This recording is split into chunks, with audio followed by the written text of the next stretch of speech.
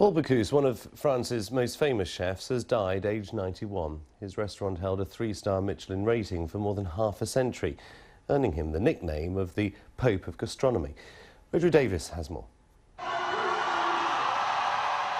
Paul Bocuse was lauded for most of his life as a great of French cuisine.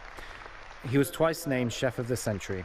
He was a modernizer of French food, and he revolutionized the idea of the chef. And those in power and in kitchens are feeling his loss. The country's president tweeted that chefs throughout France are crying in their kitchens. Spanish-American chef Jose Angeles said the angels will have a feast today, while celebrity chef Anthony Bourdain said Bocuse was a hero. He reportedly died in his restaurant, L'Auberge des Ponts de Cologne, near Lyon, where the insignia reads, "At the bottom of the pot lies the truth."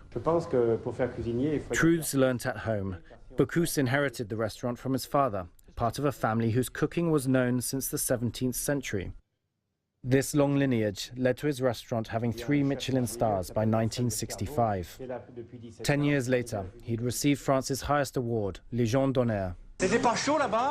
That's after pushing forward nouvelle cuisine that advocated reducing calories and portion sizes of France's traditional dishes. Ahead of his time, he was also a great self-publicist, and his stature grew to global fame.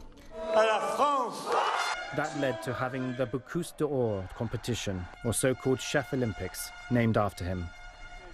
He inspired people across generations and borders, from France to Japan and the USA. He really changed the perception for chefs. For years was kind of considered to be the role of like a domestic servant, and he really kind of thrusted or evolved that perception of a chef to be elevated at a very prestige level, which so many of us today have really him to thank for that movement. I mean, he looked at the role of a chef very differently than anyone else ever did.